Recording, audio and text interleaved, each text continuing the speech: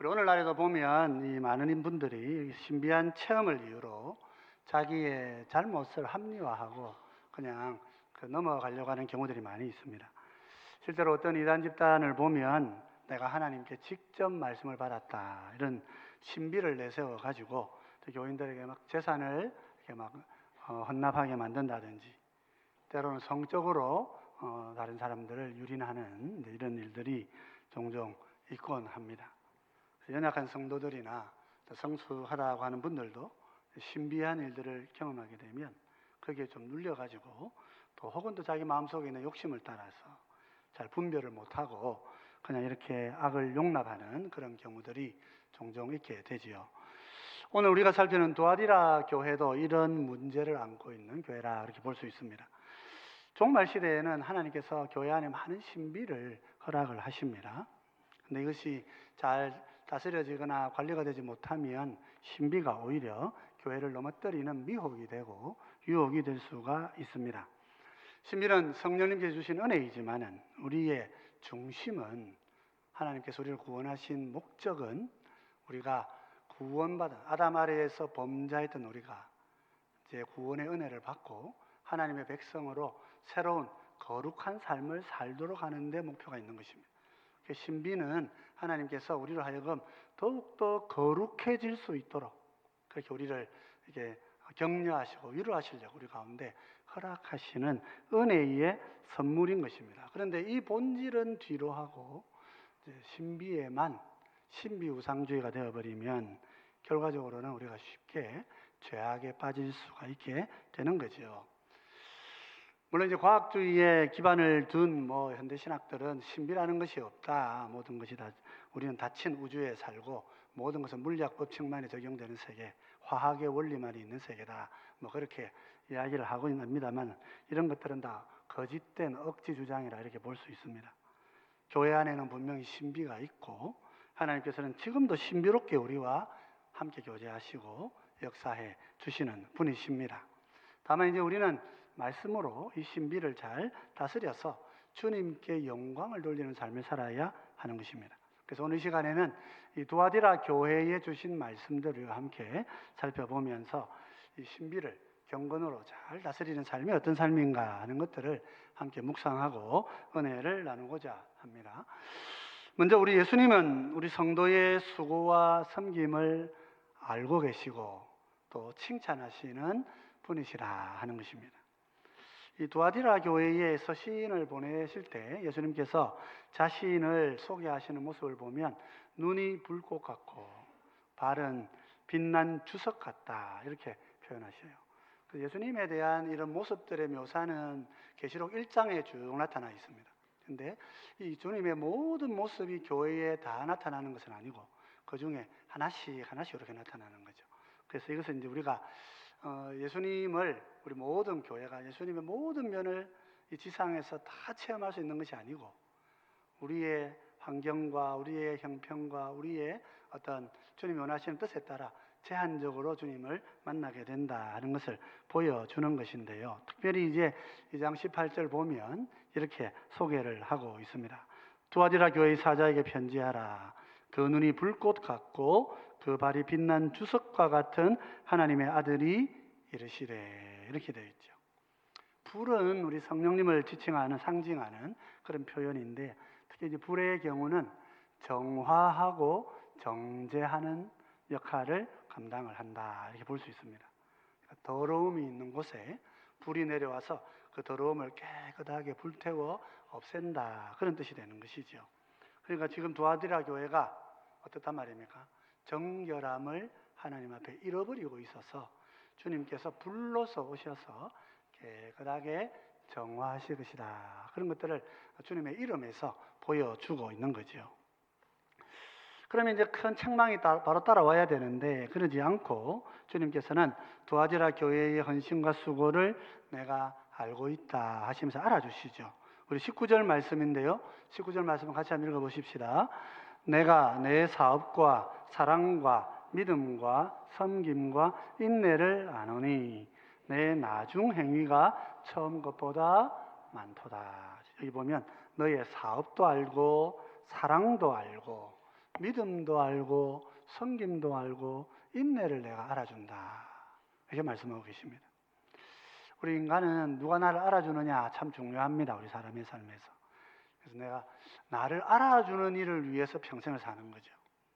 중국에 우리 그 삼국지 같은 걸 보면 그 훌륭한 장군들 있죠. 뛰어난 장군들이 자기를 알아주는 왕 밑에서 그를 주군으로 모시고 하나 민족의 국가의 어떤 대업을 그렇게 이루기 위해서 헌신하는, 때로는 죽기도 아까워하지 않는 그런 모습들을 볼 수 있죠.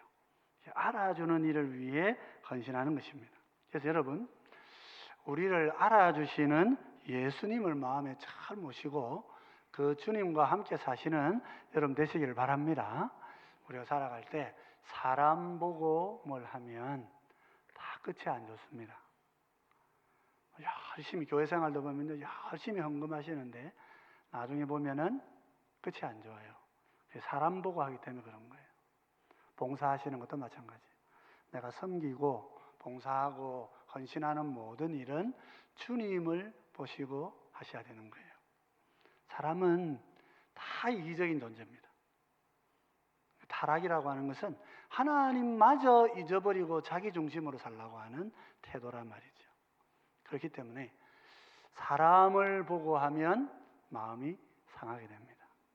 꼭 주님을 보시고 하셔야 됩니다. 근데 우리 주님은 어떤 분이냐면 잠깐 한두 번 잘하면 되는 분이 아닙니다. 오늘 본문은 뭐라고 하셨어요? 네 나중 것이 처음 행위보다, 이 나중 행위가 처음 것보다 더 많다.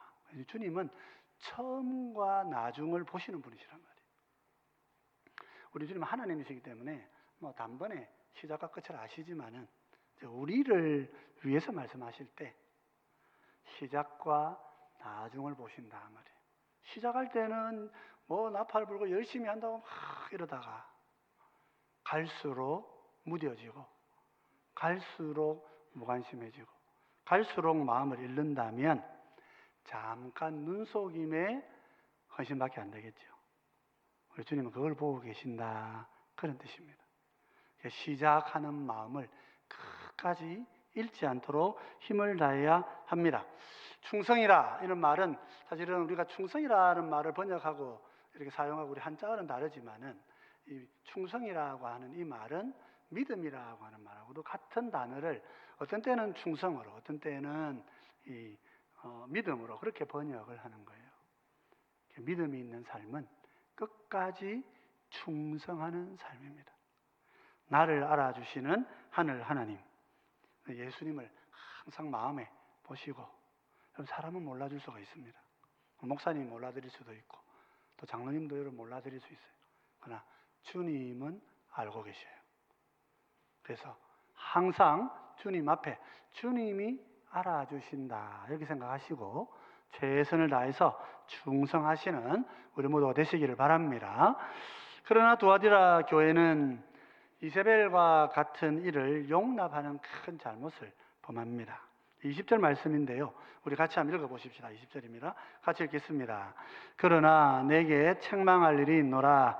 자칭 선지자라 하는 여자 이세벨을 내가 용납하미니 그가 내 종들을 가르쳐 꿰어 행음하게 하고 우상의 제물을 먹게 하는도다. 여기 보면 예수님께서 두아디라 교회의 책망을 뭐라고 하십니까?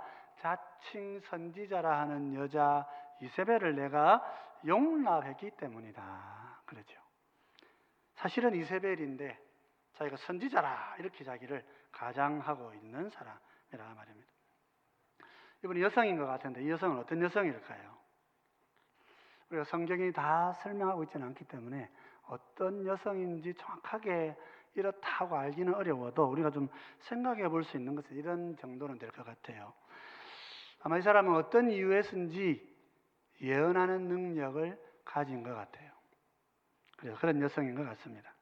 교회 안에 미래를 말하고 또 숨은 일을 막 드러내는 너무도 정확하고 분명한 일들을 드러내는 그런 은사를 가진 그런 사람을 말하는 것 같아요. 초대교회는 보면 직분이 사도와 선지자, 복음 전하는 자, 그리고 목사와 교사 총 5중의 직을 5개의 직을 이렇게 갖고 있었던 걸로 보여집니다.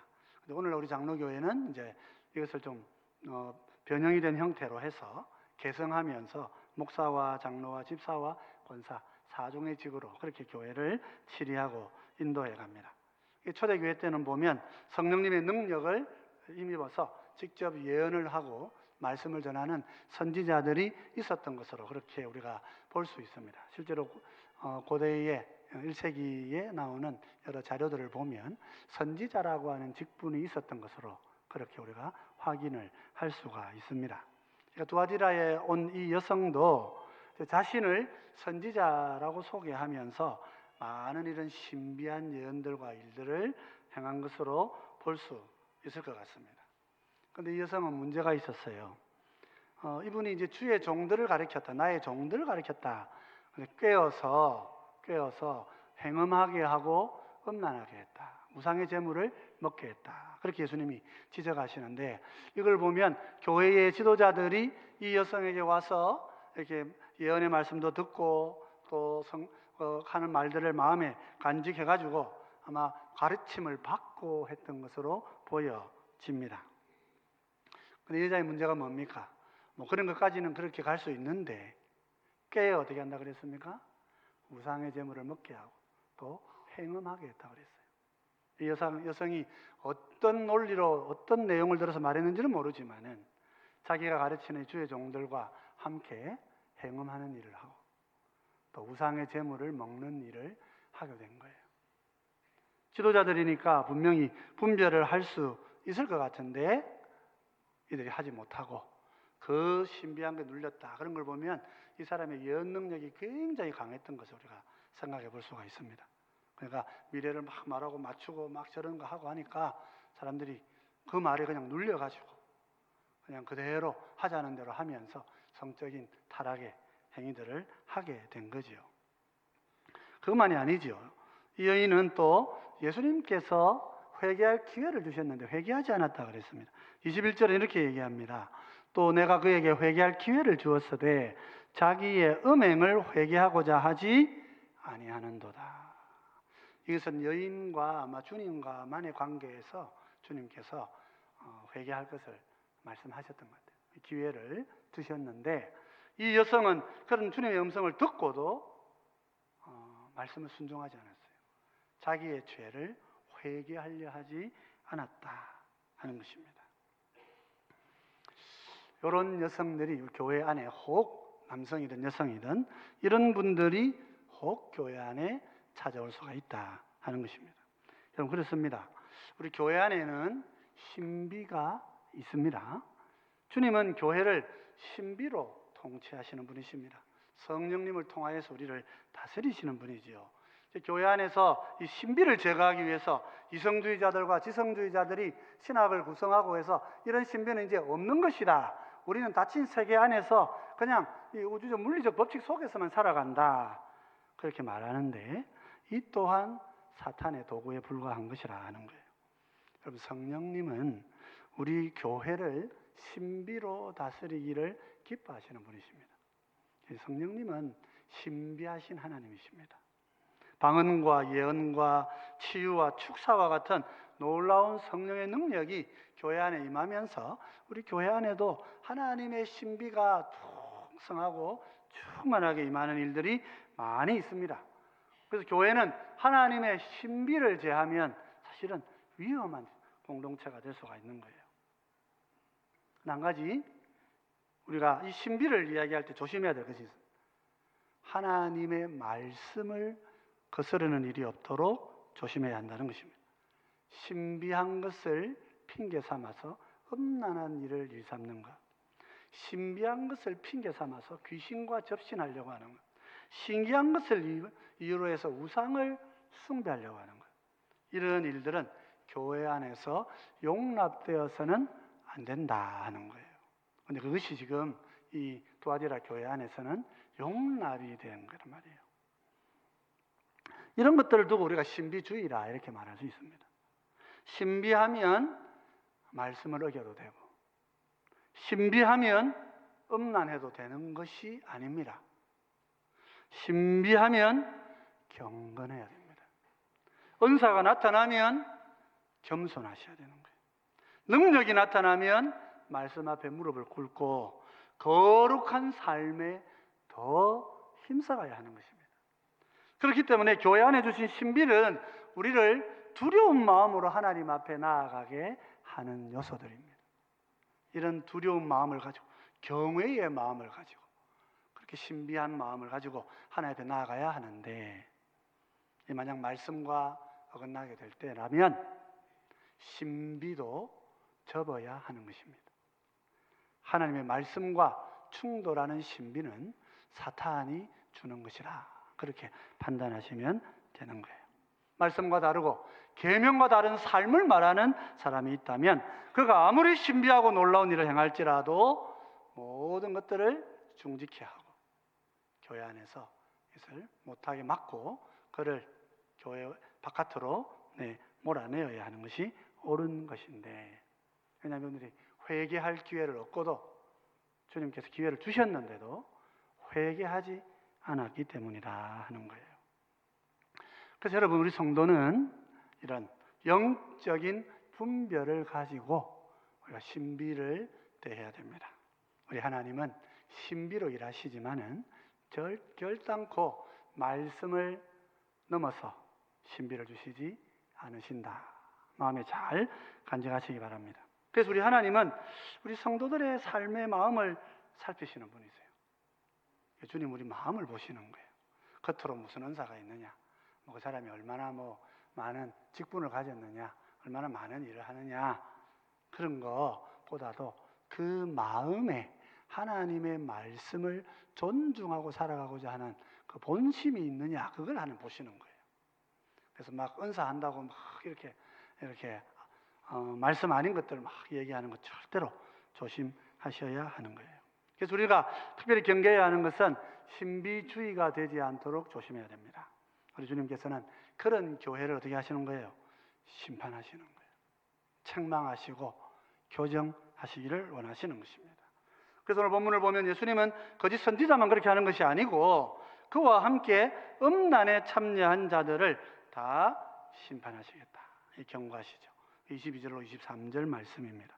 볼지어다 내가 그를 침상에 던질 터이요 또 그와 더불어 간음하는 자들도 만일 그의 행위를 회개하지 아니하면 큰 환난 가운데 던지고 또 내가 사망으로 그의 자녀를 죽이리니 모든 교회가 나는 사람의 뜻과 마음을 살피는 자인 줄 알지라. 내가 너희 각 사람의 행위대로 갚아주리라. 여기 매우 중요한 원리가 있습니다. 하나님께서는 음란을 행하는 자들을 아무리 뛰어난 자칭 선지자라고 아무리 이야기해도 그런 악을 행하는 자들을 침상에서 내치시겠다 하신 거예요. 그죠? 그리고 그와 더불어서 같이 음행한 자들도 그 행위를 회개하지 않으면 주님께서 용납지 않으시겠다. 그러시면서 그 자녀들까지도 사망으로 다스릴 것이다. 이렇게 말씀하죠. 제일 마지막에 보면 너희 각 사람의 행위대로 갚아주리라. 이 말씀 보면 두려운 말씀이죠.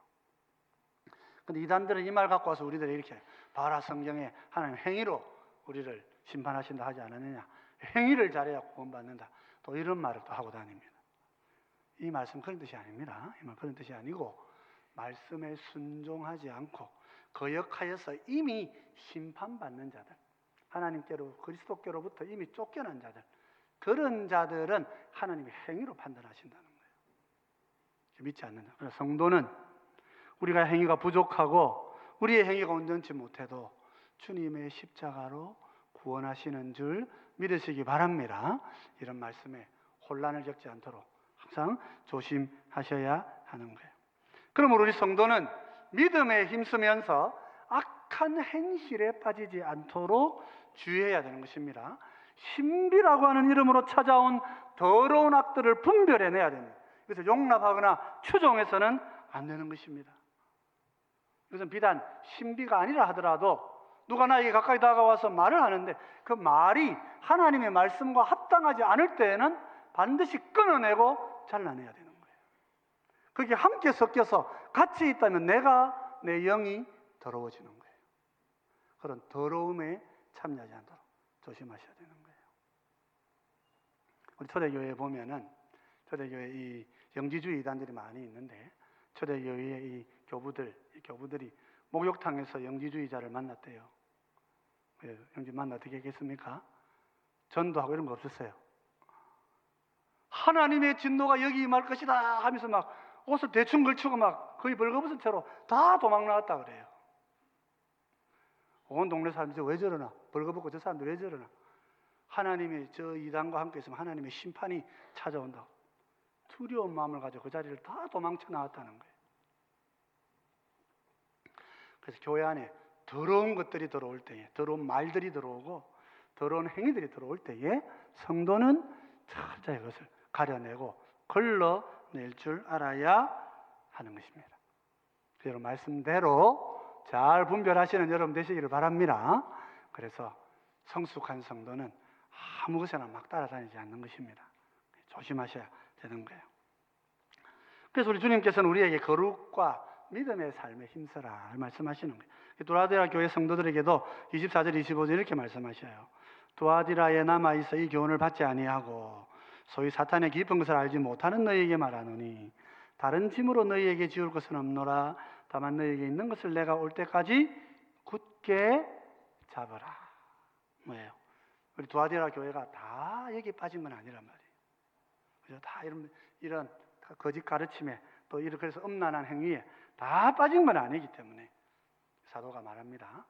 괜히 불필요하게 또 신비 연구한다고 또 그것도 막 빠져가지고 또 이렇게 하지 말고 이미 너희에게 주어진 복음, 예수 그리스도의 십자가의 그 피 묻은 십자가의 복음, 그것 마음에 잘 붙들고 간직하면 하나님께서 큰 은혜를 주십니다. 내가 너희에게 가는 날까지 너희는 끝까지 굳게 잡아라.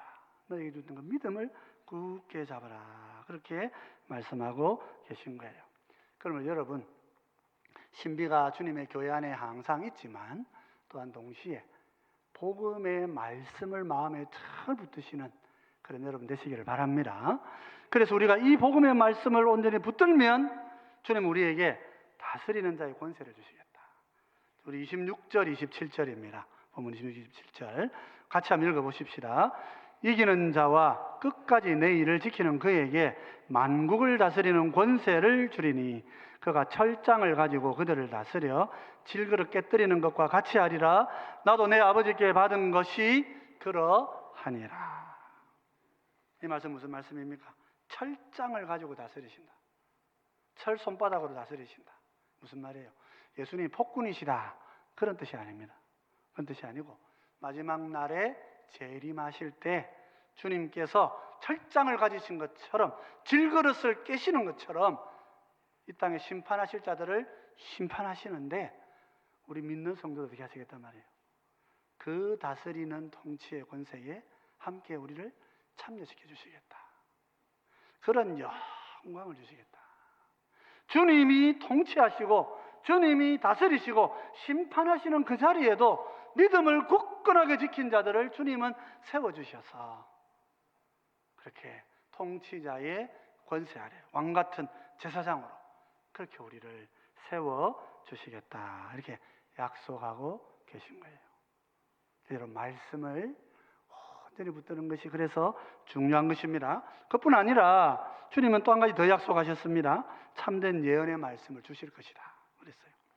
계시록 2장 28절은 주님이 또 하나의 약속을 우리 가운데 주고 계세요. 내가 또 그에게 새벽 별을 주리라 그러셨어요. 두아디라 교회는 어떤 문제로 있었습니까? 거짓 선지자가 받은 거짓 계시 때문에 거짓 예언 때문에 어려움을 겪은 교회예요.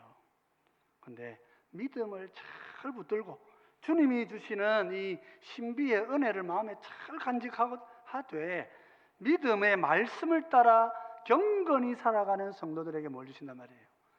새벽 별과 같이 빛나는 하나님의 말씀을 깨닫는 예언의 온전한 은혜를 부어 주실 것이다. 약속하시는 거예요. 그럼 여러분, 우리가 하나님의 말씀을 선히 붙들고 사시면 주님께서는 우리에게 말씀의 놀라운 깨달음의 빛을 주시는 줄 믿으시기 바랍니다. 거짓 선지자들이 와서 하는 거짓 말들을 분별할 수 있는 분별의 영이 우리들에게 주어질 거라고 약속하고 있는 거예요. 근데 만약 내가 그렇지 않으면 지금 어떻게 해야 되겠어요? 아직 나에게 이런 분별의 영이 풍성하게 임하지 못하면 여러분 깨어 기도하고 하나님의 말씀 앞에 더 가까이 나아가셔야 되는 거예요. 주님의 약속이 나에게서 이루어지지 않고 있을 때 그 약속을 이루어 주시도록 우리는 간절히 간구하고 요청할 필요가 있는 것입니다. 내가 이단의 말씀이 분별이 안 되고 이단의 이런 말들 앞에 내 마음이 끌려다니고 하면 이 말씀을 펼쳐놓고 이 말씀을 깨닫게 하시는 새벽별을 주는 내가 나에게 비추어 주십시오. 기도하고 교회를 통해 말씀을 배우고 그 말씀을 충분히 알므로써 영적인 분별력을 다하여서 하나님이 주시는 놀라운 거룩의 삶을 향해 나아가는 그런 성도들이 되어야 하는 것입니다. 그런 일에 힘쓰시는 여러분 되시기를 바랍니다. 다른 일, 여러분 사람이 말하는 사람의 말에 이렇게 막 끌려다니지 않도록 조심하셔야 돼요. 우리가 말을 하는 이유는 남을 다스리려고 하는 거예요. 목사님들이 조심해야 되죠. 교회 안에도 교회도 마찬가지인데 말을 가지고 다른 사람을 지배하려고 하는 거 조심해야 되는 거예요. 우리는 정보가 중요하다고 생각해요. 정보를 많이 가져야 막 그 정보를 가지고 다른 사람을 지배하려고. 우리를 지배하시는 분은 주님 한 분이면 충분합니다. 목회자가 자기 생각을 가지고 막 이렇게 막 교인들을 막 끌고 가려고 하는 것도 하나님 말씀과 어긋날 수가 있어요. 열심은 있지만 말씀과 어긋날 수가 있어요. 여러분도 마찬가지. 교회를 섬길 때 내 목소리가 막 높아지는 것 같으면 항상 조심하세요. 목소리를 낮추시고 주님의 말씀이 무엇인지를 생각하셔야 돼요. 네? 그래서 우리가 사람의 지배를 받지 않고 성령의 인도하심을 받는 우리 그런 교회를 이뤄가시는 우리 모두가 되시면 좋겠습니다. 그래서 여러분 우리 모두는 항상 마음을 다하여서 하나님 말씀에 귀 기울이는 성도들이 되시기를 바랍니다. 신비보다 더 우선된 것이 말씀이에요. 물론 주님은 우리에게 신비를 주십니다. 교회가 신비가 우리는 신비 없어도 돼요 이렇게 하시면 안 돼요. 하나님께서 우리를 다스리시기 위해서 신비를 주시는데 신비 필요 없다 그러면 안 되죠. 꿈을 통해 말씀하실 때도 있고 환상을 통해 말씀하실 때도 있습니다. 방언의 은사가 주어질 수도 있고 예언의 신비한 문을 하나님 열어주시기도 하고 치유와 축사의 능력이 우리 가운데 나타나기도 하는 것입니다. 그것은 주님께서 우리 가운데 주시는 은혜의 선물이에요. 그 필요 없다고 우리가 안 된다고 저도 그렇긴 했었습니다. 저도 처음에 이제 은사를 하나님 주실 때 아이고 막 그런 거 필요 없는데 뭐 바로 나한테 주시노 이래 마음 가졌어요. 하나님 대하여 아주 책망하시고 우리가 그런 생각하지 않도록 조심하셔야 돼요. 그러나 그런 귀한 은사들을 마음에 가지시되 우리는 항상 경계하고 주의해야 되는 거예요. 내 삶이 하나님의 말씀에 지금 온전히 순종하는 길로 걷고 있느냐 아니냐, 이거는 비단 신비의 문제만이 아니고 우리 모든 삶을 그렇게 분별하고 그렇게 말씀대로 살기를 힘쓰셔야 하는 것입니다. 그러므로 성도 여러분, 날마다 말씀을 가까이 하십시오. 우리 로마서 8장 다 외우고 계십니까? 다 외우십시오. 그 말씀을 가지고 외우시고 암송하면서 계명에 순종하는 삶에 힘쓰셔야 되는 거예요.